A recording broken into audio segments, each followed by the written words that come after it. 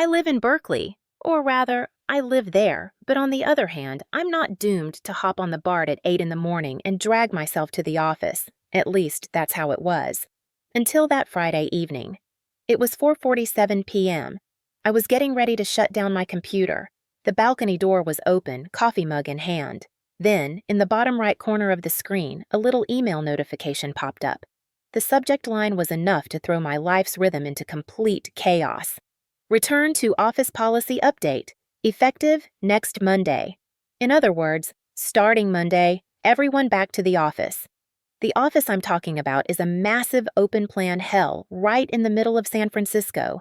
Noise, buzz, people constantly rushing around. But for me, the worst part was this. My carefully built home office paradise was under threat. Now, don't get me wrong, I'm not lazy. In fact, if you look at the numbers, I'm the one turning in the most consistent reports in the company, with the fewest errors coming from my work. But the secret to that success lies in the code I write while sipping my coffee in my pajamas first thing in the morning. The company's presence culture, meaning you have to be visibly there, just reminds me of one thing: the fight for a seat in a packed BART car. The email came from HR, but between the lines, I could hear my boss, Mr. Vaughn's voice echoing. Innovation happens in the office. Face-to-face communication is essential. I almost expected them to say, those spontaneous chats by the coffee machine shape our future. Yeah, we all know those chats usually last 15 minutes and no one remembers a thing. Right then, the first thought that crossed my mind was, why now? Right in the middle of summer, just when I've gotten used to working productively on my balcony, why? Scenes flashed through my head. Monday morning, 7:30 a.m., the BART line. One hand holding my laptop bag, the other clutching my hopes. Squeezed in the crowd, the lady next to me poking me in the ribs with her umbrella. The guy in front blasting NBA commentary from his phone. And me? Repeating to myself, I could be doing this from home with my coffee. But the real tragedy wasn't that. The real issue was the potential disruption of the strategic system I'd built over years. Because I wasn't just working, I was making the system dependent on me. Not in a bad way, more like I'm the only one who knows the rhythm. For example, who prepared the weekly reports? Me. Who wrote the scripts to pull data from SAP? Me. Who set up the bridge between Jira and Confluence? Guess. In short, in the boss's eyes, I might just be an employee. But in reality, I'm the invisible but indispensable backbone of this company. That Friday evening, sipping my coffee on the balcony, I promised myself, okay, I'll go to the office on Monday. I'll even sit at my desk and put on the I'm in the office show, but I'll set up a system where nothing works perfectly without my home setup. Even in the midst of office chaos, my home office will be the real heart of the company. I closed my eyes, took a deep breath. The coffee aroma filled my nose and a short laugh escaped me. All right, Vaughn, let the game begin, but know this. In this chess match, I'll be making the moves. My home office is my little kingdom. Maybe no throne, but I've got an ergonomic chair from IKEA. My royal treasury isn't gold, but my AeroPress and coffee beans. That first coffee at 7:45 a.m., that's the starting whistle for my day. You know the biggest luxury remote work gives me? Rhythm. Mornings from 8 o'clock to 9:30 a.m. Deep work. No phone ringing, no one popping by my desk with, "Can I ask you a quick thing?" Just me and my code. In that silence, my brain revs up like a Formula One car. Then a short walk, a quiet loop through the Temescal streets. My only worry, which bakery to grab sourdough from. Then, at 10:15 a.m., async stand-up. Everyone types in Slack. Yesterday I did this, today I'll do that, no blockers. No one wastes half an hour fighting over whose turn is it. That's efficiency. At 12:15 p.m., a sandwich I made myself. 15 minutes with a book, then back to it. Afternoons from 1 o'clock to 3:30 p.m. Meetings. But note this. All virtual, ended with a click. No office style, since we're here, let's open up this other topic nonsense. From 3:45 to 5 o'clock p.m., more deep work. At 5:30 p.m., quitting time. In California, that sacred moment.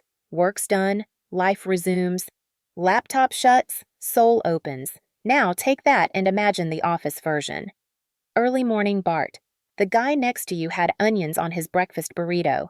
You get to your desk, the dock cable won't connect. VPN's down. In the open office, someone's yelling on the phone, another's hammering their keyboard like it's a drum set. You're trying to write a report, but your focus plummets. A 1-hour task stretches to 3. Yeah, that's what return to office means to me. And of course, my performance charts were shining during remote work. My OKRs were clear blue skies, completed. Weekly reports said, progressing without risks. So, remote was working. So, why this return to office mandate? I'll tell you, visibility, meaning the boss seeing you in the office, bumping into you in the hallway and asking, "Did you handle that?" Water cooler chats. That's the whole deal. But I know this, visibility isn't a substitute for productivity. In fact, it often distracts. But in American corporate culture, presence, that physical being there, is still a big deal. People think being side by side is a sign of success. My inner voice whispered, "Okay, you want visibility? I'll give you visibility. But the real power, the productivity, I'll keep at home. That way, everyone sees me, but I turn the real knobs from home." A little plan formed in my head, a kind of chess game. Move 1. I'll go to the office, sit at my desk, show up online in Slack, even hang out by the coffee machine. Visibility, check. Move 2. But critical tasks, reports, automations, the backbone stuff will stay tied to my home computer. So no matter how visible I am in the office, the work really runs on my home setup. Move 3. I'll fit the culture by showing my face. But I'll set the rhythm. Because in America, processes matter as much as culture.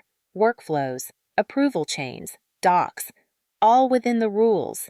If the docs are in order, no one questions you. That's my shield. Docs and process. Sipping my coffee on the balcony, I laughed to myself. This had turned into a kind of secret theater. I'd play a role in the office, but behind the curtain, I'd be the one flipping the light switches. And the best part? No yelling, no fights, no intrigue needed. Just a bit of humor, a bit of strategy, and good coffee. Saturday morning, while most Bay Area folks were clearing their heads with a walk in Golden Gate Park, I sat down at my desk, blank page in front of me, big letters at the top. Vaughn, weak spots. A bit harsh, but that's how you plan. Know where the boss struggles, and you know where you shine. First weakness. Numbers. Vaughn's biggest fear is presenting sloppy figures to upper management. Every Monday morning, the weekly numbers meeting. Sales, ops, quality, all in one dashboard. And those dashboards are prepped by whose automation? Yeah, mine. My little Python scripts run at midnight, report ready by 7 a.m. In short, I'm the numbers wizard. Second weakness, cross-department coordination. Product team and ops team often clash. One says features, the other stability. Vaughn's job is to smooth it over with "you're both right." But he needs evidence on the table. That's where my Confluence Jira bridge comes in. Look, backlogs like this, deliverable on this date, risk at this level. I'm basically the translator. In Vaughn's eyes, I'm the big brother separating the fighting kids. Third weakness, audit trails. In America, hear audit and everyone straightens up. Who changed what? When? What approvals were taken? The chain can't break. I set up those little log keepers auto-emailers, and honestly, no one else dares touch them, because even if they did, they wouldn't know where to start. Now for my strengths. I've got 3 things in my hand. Automations. I offloaded everyone's hated routine tasks to the machine, but I know the machine's password. Documentation. Everything's written down, but I know the rhythm of the steps. Like a chef's secret timing on sprinkling salt. It's not in the recipe. The visibility game. I'll be in the office when wanted. Desk sitting, green dot in Slack. But critical work? Still in my home office. The clever part, I'm not sabotaging, not hurting anyone. Just bending the rules in my favor. For example, docs are in Confluence, but if someone does the steps in the wrong order, the report looks successful, but falls short. I know the rhythm. The script to pull data from SAP doesn't run on the Office network because Bastion Access needs a YubiKey. YubiKey? In my home safe, compliant, registered. But who can use it? Me. The CI/CD pipeline recognizes my laptop as the primary runner in the company's approved device list, so the safest way to deploy is running it from home. That way, even in the office, critical tasks need my home condition. My condition. I laughed to myself. I've basically become the corporate Houdini. They put on the chains, but the key's in my pocket. I escape whenever I want, and all within the rules, per procedure. Finally, I prepped my visibility move. In the office, I'll be the guy everyone sees brewing coffee in the kitchenette. Oh, look, he's back. But at the end of the meeting, I'll say, I'll run this part on my home runner tonight. That's the safest. Everyone will nod, because procedure says so. Visibility, check. Power, check. I finished my plan and wrote big at the bottom, moves begin. Sipping my coffee on the balcony, this thought crossed my mind. Let's play this Bay Area chess, Vaughn. You move your office pieces, I'll checkmate with my home castle. Monday morning, 7 o'clock a.m. Alarm went off. I just lay there in bed. The first sentence in my head, who knows how many people are sharing my fate right now, an army of unhappy souls ripped from their pajamas. I got ready and left the house. From Berkeley, hopped on the BART. San Francisco morning rush. Ah yes, the thing I missed. Next to me, a kid blasting hip-hop from his headphones, the lady in front pulling out a giant leak from her bag. Me in the middle, like I'm in some absurd play. We made eye contact. She smiled, showing me the leak. I thought to myself, that's return to office culture for you. Got to the office, swiped through the turnstiles, card beeped. The open office welcomed me with open arms, or rather, like a shouting marketplace. Keyboard clacks, phone calls, coffee machine hums, the opposite of my home's peaceful silence. Sat at my desk, tried connecting the monitor. HDMI was stubborn. Here we go, I said to myself. First meeting, weekly numbers. Boss Vaughn, from behind his thick-rimmed glasses, looked at the screen. All right, let's take a look at the numbers. My automation report opened. Clean dashboards, green columns. Vaughn lowered his glasses and nodded. Looks great. How does it stay so stable? There's a little pipeline that runs at 9:30 p.m., I said. Data's fresh by morning. Awesome, who's on it? He asked. Me, with a slight smile. Me. I said it not in a can't do without me tone, but responsibility's mine. But everyone got it. A brief silence. Then Vaughn cleared his throat and moved on. By noon, the office classics started. Can I ask you a quick thing? From the next desk, quick turns into 25 minutes. Suddenly I realized, at home, I'd finish the same in 30 minutes, but here, with constant interruptions, it takes 1.5 hours. That was part of my plan. I wanted people to notice. At 6 o'clock p.m., there was a critical deployment. I'm in the office, but security procedure needs Bastion access. Bastion requires YubiKey. YubiKey? At home in the safe, of course, per rules. I calmly said, It's safer to do this deployment from home. Procedure says so. No one could argue, because I was right. Eyes turned to Vaughn. Vaughn nodded. Okay, do that. A laugh burst inside me. See, day one and home's in play. Tuesday, I pulled another little trick. Handoff, critical task, but while in office, I delegated to a colleague in Seattle. They finished at night, sent back. I finalized from home. Result? I'm visible in office, but speed comes from remote. I also played a timing game. Set meetings in Outlook to 25 minutes. Normally, everyone does 30. Mine, 25. At first, no one noticed. Then someone asked, Why 12 minutes? Pomodoro technique, I said. Some actually thought tomato. I barely held back a laugh, but it worked. Decisions in 25, everyone relaxes in the last 5. Small things make big differences. End of day, I revived the GatOps night shift channel in Slack. I control the night-running automations, like the director behind the scenes. Invisible, but lights turn on and off at my finger. People don't notice, but the rhythm's mine. By midweek, everyone's saying the same thing. It resolves faster from home. I thought to myself, of course, because home's my secret weapon. Wednesday was my official work-from-home day, per company policy, 1 day a week remote. When that day came, I said to myself, watch now, see how things speed up. At 9:15 a.m., my phone rang. Ms. Schneider from accounting, panic in her voice. The printer's not outputting PDFs again. Invoices won't print. Clients are gonna flip. Printer? I said. I'm not great with printers, but, I added. But I knew it wasn't the printer. The SAP PDF export plugin had updated in the office, causing incompatibility. Connected to my home runner, rolled back the version one click. 5 minutes, logs went green. Ms. Schneider's voice relaxed on the phone.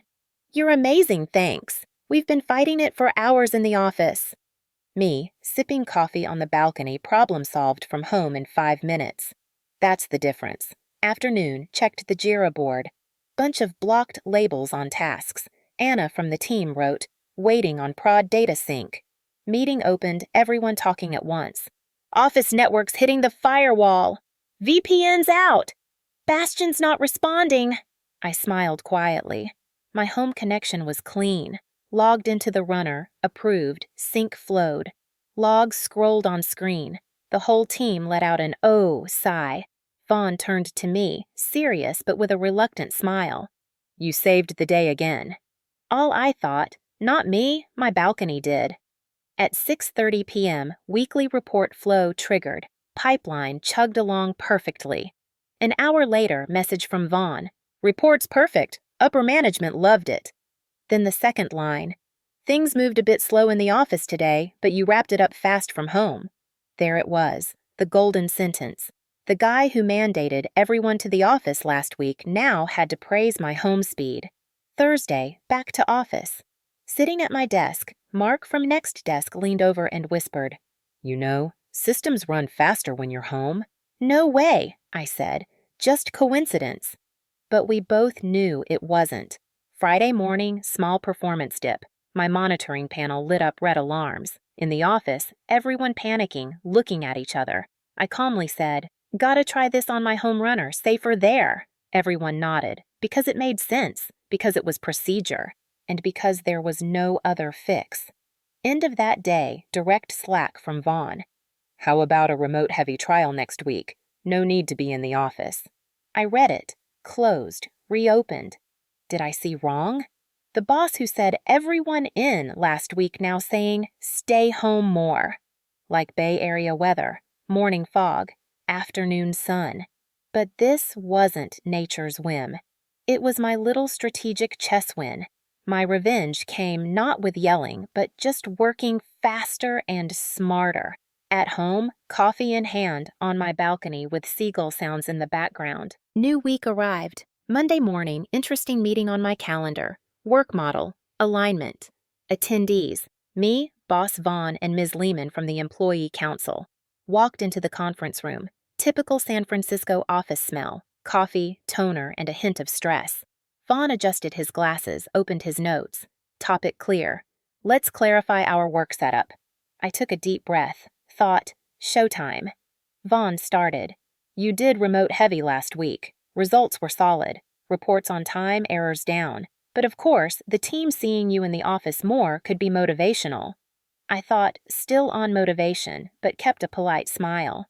For me, I said, protecting my deep work windows means solving issues before they blow up. Home makes that possible. Office scatters focus. Ms. Lehman jumped in. If the employee's preferred setup benefits the team, why not? Key is transparency and traceability. That's when the ball was mine. My suggestion, I said, 1 day a month in office for full team coordination. Maybe even 2, but those days just for strategy and sync. Coding and heavy lifts stay home. I'll handle on-call rotations, CI/CD release slots stay with me. Plus, all steps documented in Confluence fully traceable. Vaughn pursed his lips. 1 day a month seems low? He asked. I said casually, make it 2 if you want, but keep agendas tight to avoid productivity loss. Everyone focuses on coordination those days. The employee council rep backed me right away. If docs are complete and processes clear, no person dependency. Who's doing what is obvious? Remote first is totally doable then. I saw a hint of surrender on Vaughn's face. He lowered his glasses, looked at me. You hold the rhythm. Okay, let's do it. But results land with me. Smiling, I nodded. Deal. I hold the rhythm, you get the results. Meeting ended, decision minuted. Remote. First pilot, 3 months. 1 to 2 office days per month. Critical processes fully documented. Release and on-call duties stay with me. Walking out, Vaughn and I side by side in the hall. After some silence, he leaned in low. Look, I actually love the office. Seeing people's faces energizes me. But last week I love results more. I couldn't hold back a laugh. I love my coffee too, Vaughn, but I love results more. We both chuckled, and just like that, the big return to office storm turned into a gentle breeze. Now they'll see me less in the office. But when they do, it'll be like an actor on stage, short, sharp, strategic. Then curtain closes, and I return to backstage, my home office. Today, home again. Balcony door cracked open, curtain fluttering in the breeze. Coffee mug in hand, laptop in front. Berkeley Morning smiling at me. The distant BART hum, now just background music. Because I'm not part of that crowd. Check my calendar. 3 meetings, 2 report reviews, and a 7:00 p.m. release. In between, my 90-minute deep work window. Miracles happen there, but no one notices. That's the secret. Visibility belongs to the office, productivity to my home. Slack notification drops. Thanks. Last night's optimizations got reports in 10 minutes early, followed by Vaughn's short message. Upper management loved the numbers. Great job. See, the process that started with everyone pounding back to office a week ago turned into a "you're better from home" confession. And I did it not by yelling or fighting, but just playing smarter. Lunch break, short walk to Ashby. Grabbed sourdough from the corner bakery. Sun on my face, I thought. Revenge doesn't have to be bloody. Sometimes it comes with just a coffee mug and the right strategy. Every office visit I put on a little show. Sat at my desk, everyone saw me. But the real buttons were in my home office, so boss got his visibility. I kept my control. Bay Area's finest irony. Visibility in office, power at home. This taught me 7 lessons, like notes to myself, but maybe you'll need them too. 1. Who sets the rhythm wins. The one doing steps in sequence calls the shots. 2. Visibility's a mask, productivity's muscle. Show the mask in office, work the muscle at home. 3. Let docs speak. Confluence pages, runbooks. People trust process, not people. 4. Automation's gentle authority. Doesn't crush anyone, but guides the right path. 5. Process is your shield. In America, rule-compliant work is unquestionably strong. Step 6. Lock meetings at 25 minutes. People won't get it, but your brain will thank you. 7. Don't underestimate balcony coffee. Sometimes the best advisor for big decisions is a mug of it. Late afternoon, ran the pipeline. Logs rained down the screen. Green lights one by one. Slack auto message. Deployment successful. Seconds later, emoji from Vaughn. That was my revenge. Quiet, polite, strategic. No need for yelling or dramatic showdowns. I just set up the system so everyone had to follow my home rhythm. Now, sipping my coffee, looking down from the balcony. BART, crowd still there. People rushing, bags swinging, phones ringing. I'm calm. Because I know my boss isn't the office anymore. My boss is my own setup. And the best part? Boss Vaughn had to accept it. That first harsh, everyone in email, now a sweet memory. Like Bay Area summer fog lifting to sunshine, brief storm, then peace. Quitting time approaches, shutting the laptop, grabbing a little chocolate from the corner store, back to my balcony. Berkeley evening tells me, good play, polite, smart, fun. That's revenge at its best. Yeah, that's how my little remote work revenge went down. No need for yelling or drama, just some coffee, some strategy, and plenty of Bay Area patience. If this story put a little smile on your face, don't forget to subscribe to the channel and like the video, because I'm still working from home. But algorithms are still grinding in the office. I need your click to pull them over to our side.